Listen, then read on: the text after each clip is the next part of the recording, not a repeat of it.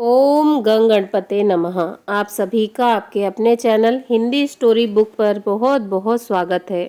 आज इस वीडियो में हम एक कहानी सुनेंगे। क्या ईश्वर पक्षपाती है? एक बार एक गांव में कुछ मित्र मंडली बनाकर बैठे थे। वह लोग ईश्वर के अन्याय पर चर्चा कर रहे थे। एक व्यक्ति बोला, भगवान कितना निर्दयी है, उसे तनिक भी दया नहीं आती। कितने लोग भूकंप में मर जाते हैं, कितने ही बेघर हो जाते हैं, कितने ही अपंग हो जाते हैं। बेचारे जिंदगी भर जीवन का भार ढोते रहते हैं। इतने में दूसरा व्यक्ति बोला, ईश्वर बड़ा ही पक्षपाती है, दुष्टों को अमीर बना देता है और सज्जनों को गरीब। ये भगवान मेरी तो समझ से बाहर है।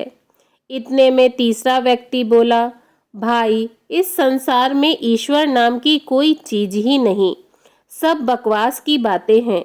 इतने में चौथा बोला, हाँ सही कहते हो भाई, किंतु हमारे शास्त्र तो ईश्वर को बताते हैं। मुझे तो लगता है ईश्वर होंगे भी तो किसी तानाशाह की तरह पड़े होंगे कहीं बैकुंठ में। इसी तरह लोगों की बातचीत चल रही थी कि पास से ही एक दार्शनिक गुजर रहे थे। उनके कान पर लोगों के ये शब्द पड़े। वह लोगों के पास आए और बोले, भाइयों चलो मेरे साथ, आप सभी को एक अजूबा दिखाना है। सभी आश्चर्य से दार्शनिक के साथ चल दिए।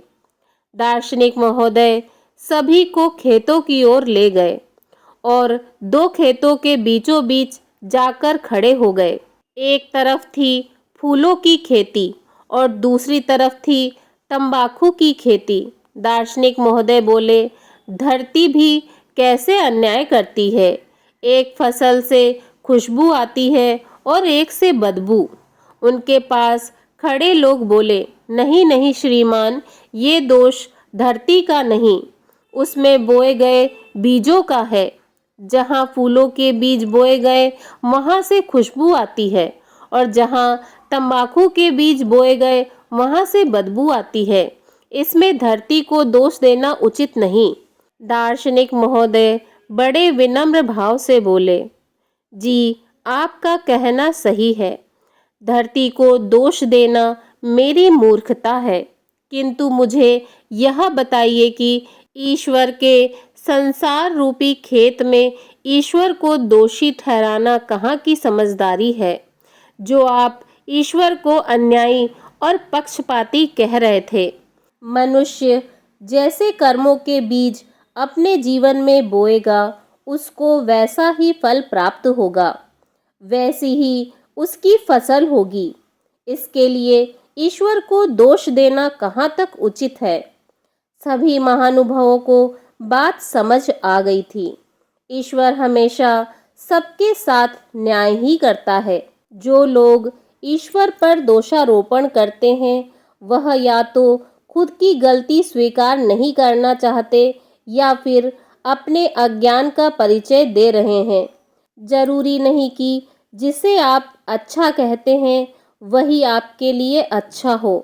कभी कभी सामयिक दर्द और नुकसान हमारे भविष्य के लिए लाभदायक सिद्ध हो सकता है। जैसे जब किसान बुआई करता है तो वह नुकसान में रहता है, क्योंकि मेहनत भी करता है और महंगे बीज मिट्टी में मिला देता है, किंतु फिर भी धैर्यपूर्वक परिश्रम करते रहने पर जो पारितोषिक उसे प्राप्त होता है, उससे वह और उसका पूरा परिवार खुशियों से भर उठता है। इसी तरह की और शिक्षाप्रद पौराणिक धार्मिक कहानियों को सुनने के लिए मेरे चैनल को लाइक करें और सब्सक्राइब करें। धन्यवाद। जय श्री राधे कृष्णा।